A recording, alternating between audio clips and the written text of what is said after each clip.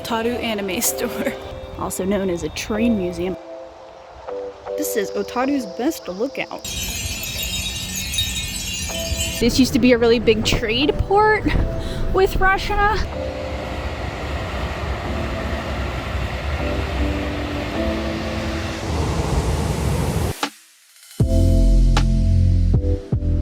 So I am in Otaru today.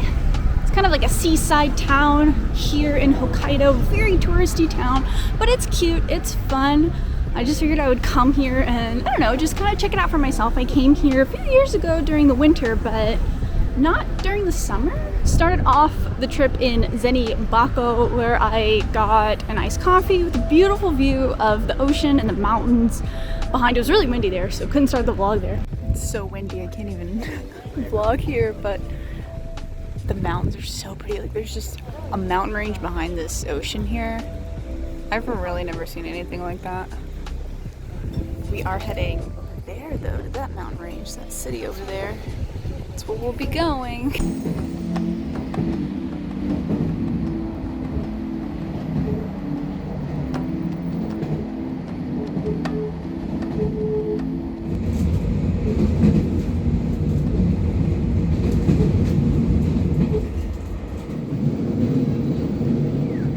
Now that I'm here, there is like a cute little anime store here in Otaru, in this like sun mall right here that I've been to a few times. There's just this cute little anime store, and it's ran by this like one old lady. Yep, it's just this cute little anime store. You guys thought you were gonna get a cute little rustic seaside town summer vlog, but no, it always goes back to anime. I got this little Elena Instagram keychain where you can like hold it up to a view and it looks like she's there and making an Instagram post. See, like there she is.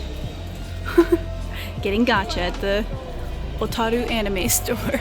So I think the main thing I really wanted to do in Otaru was go to, they say it's a botanical garden and it overlooks the sea. So we're gonna go there. It's quite a long walk, but I think instead of taking a bus, we should walk there because maybe we'll find some cool stuff.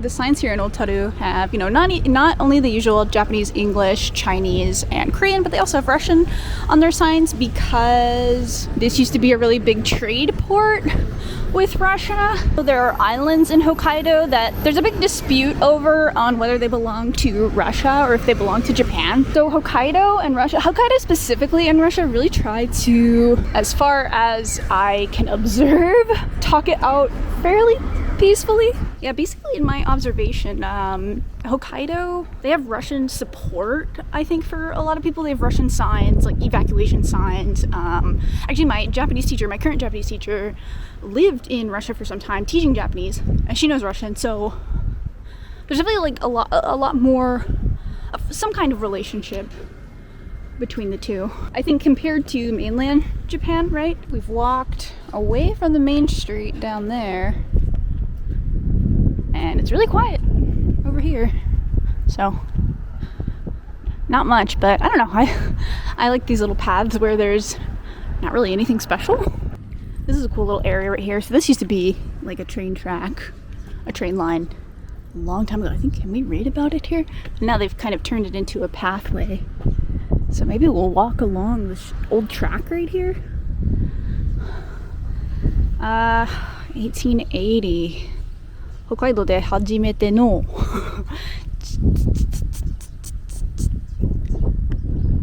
鉄道として So this used to be actually like a station here, I believe, I assume. Very cool. In that case, well, we should walk this path right here. The Temiya line began in 1880 as part of the Horonai Railway, which was Japan's first railway in Hokkaido. It was built to transport coal and marine products stretching just 2.8 kilometers. Though originally planned to connect the coast to a coal mining facility, it was ultimately only used for cargo and passenger services. By 1962, service had ended and the line closed in 1985. The Otaru Memorial Museum preserves this piece of history with discussions about reviving the line occasionally popping up. We are here. We have quite a long walk to go. Oh, there we go. Yeah, we were at the station, so we've made our way here. This is the road that gets really touristy gets really full because everyone likes to go to this canal with like beautiful bridges and stuff, but there's just something about this town too that feels so old. Like it doesn't feel like they knocked all the buildings down and replaced them with new buildings. Like it kind of feels like in a way you're walking in the early 1900s in a way. The anime Golden Kamuy takes place in this town in like 1912, 1913. And like some of these buildings really give the vibe of that anime.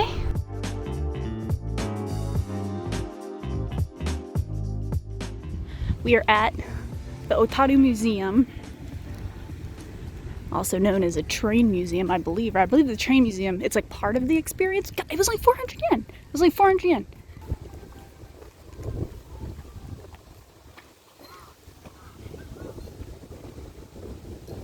This is so cool.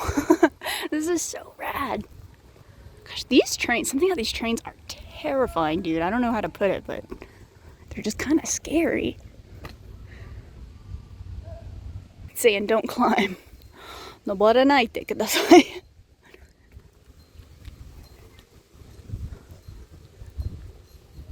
Wow. Look at that. Okay, there's no sign saying you can't go in, but I'm not taking a risk. That's cool. Wow, look at that.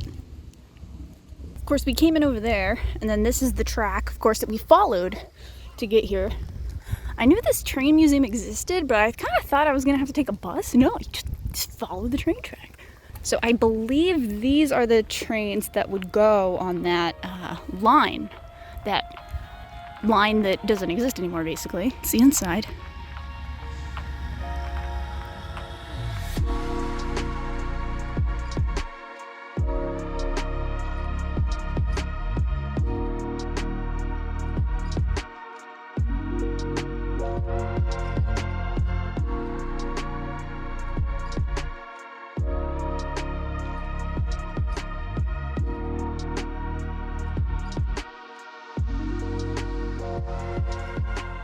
This is the inside museum.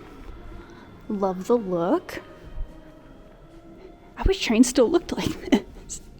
We're kind of in the middle of like a super futuristic looking trains and older looking trains. Like I just want one or the other.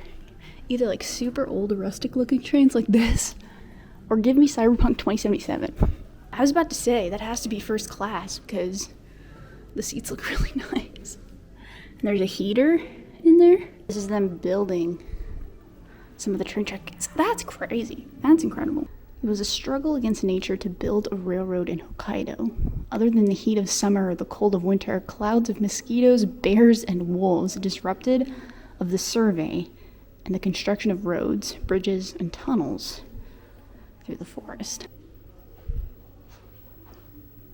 Curious about the American flags along with the Japanese flags of this railroad right here.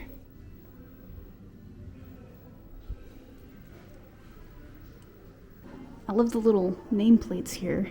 Oh wow, and these are tickets. These are what the tickets looked like back in the day. Not too different than tickets now if you ride a ticket-only train in Japan. They're so cool. Ah, okay, yeah, this one's Otaru to Sapporo, the capital. Train tickets were originally called kite, but later the name was changed to kippu to avoid confusion with postage stamps. True, okay, that makes sense. There are many kinds of tickets: boarding tickets, limited express tickets, platform tickets, etc. And the form has changed too. It's really just incredible to think about Hokkaido and like all of the things that make Hokkaido kind of tough for building things, whether it be the wilderness, the snow especially, my gosh. And people were still able to make incredible train systems. America can't even make a train system if their life depended on it. Okay, well, I'm climbing. To hopefully something. Wow, it's really pretty. Definitely worth a climb up here. Imagine living in one of these houses and you just have a window that faces this. And in the winter you see the ocean, but the mountains are just covered in snow. We'll keep going. I don't know where we're going. We're just going. I like to use a very reliable map system called Pokemon Go to hopefully find interesting stuff when I travel. Well, we climbed up here. I think I came up the wrong side or something. Oh man, yeah.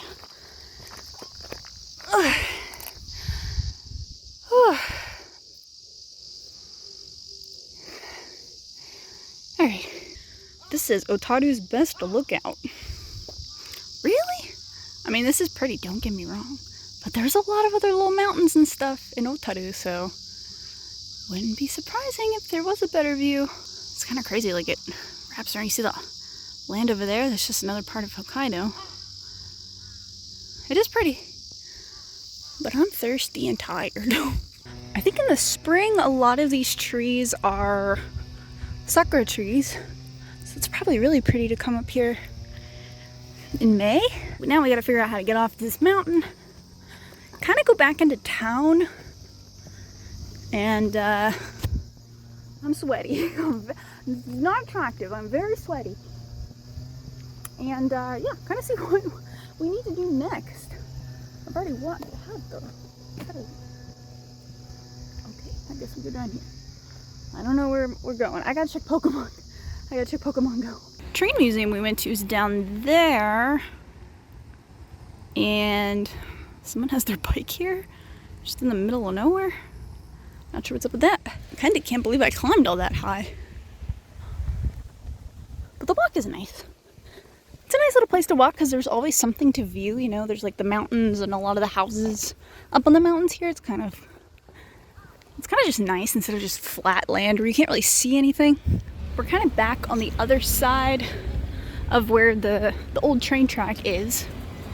I'm guessing maybe this used to be a station. This looks like it would be a station of some kind. This is such a cool building. There's a really famous bridge up that way that everyone likes to take Instagram pictures at. It gets really busy. But you can also take a boat ride. It's not really my thing. Oh my gosh, they look like they're suffering from the sun. There's a station back there. What I assume was a station? I don't know. We'll walk up this canal here and go up to the really famous bridge that I've filmed before on the channel if you've been around for a long time. That was back like, oh my god, 3 or probably even 4 years ago.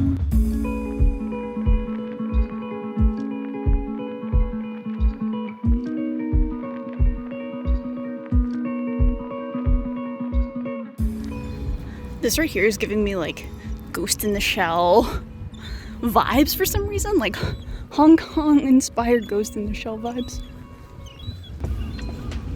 The air smells so nice too. I mean, obviously we're on the ocean, so it smells salty. It just gives me like this rustic seaside town, really a city. Otaru is more of a city than like a town or a village, I feel. But it kind of does give me this like, you know, rustic seaside feel. Here it is. This is the canal that everyone loses their minds over, actually. It is so pretty though.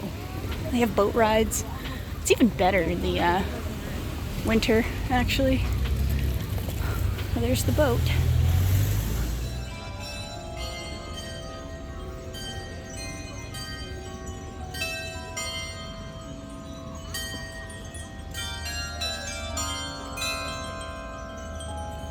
It's kind of nice that it's windy today. This is so cool and cute.